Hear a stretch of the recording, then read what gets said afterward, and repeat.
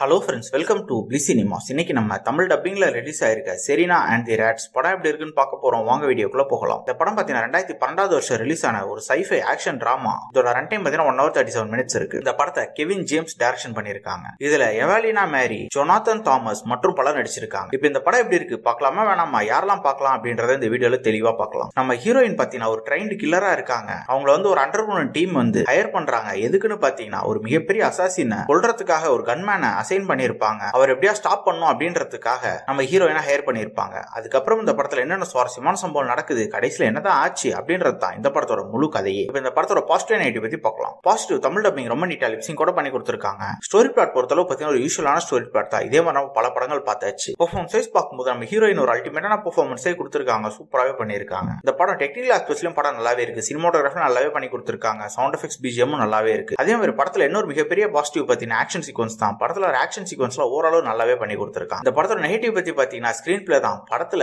சுத்தமா சுவாரஸ்யமான சீனே இல்ல. அவ்வளவு தூரம் லேக் அடிக்கிறதான் படம் எடுத்து வச்சிருக்காங்க. இது ஒரு 1.5 மணி நேரம் படம் தான். ஆனா அதுலயே பயங்கரமா லேக் தெரியுது. அதே மாதிரி கேரக்டர் ரைட்டிங், ஹீரோயின் கேரக்டர் மட்டும் தான் ஓரளவு நீட்டா எழுதிருக்காங்க. மத்த யாரோட கேரக்டருமே இவங்க பெருசா கான்சென்ட்ரேட் கூட பண்ணவே இல்லை. ஓரளவு பாத்தீங்கன்னா இந்த படம் ஒரு பில ஆவரேஜான படம் தான். வேணும்னா ட்ரை பண்ணி பாருங்க. இன்னொரு வீடியோல சந்திக்கலாம்.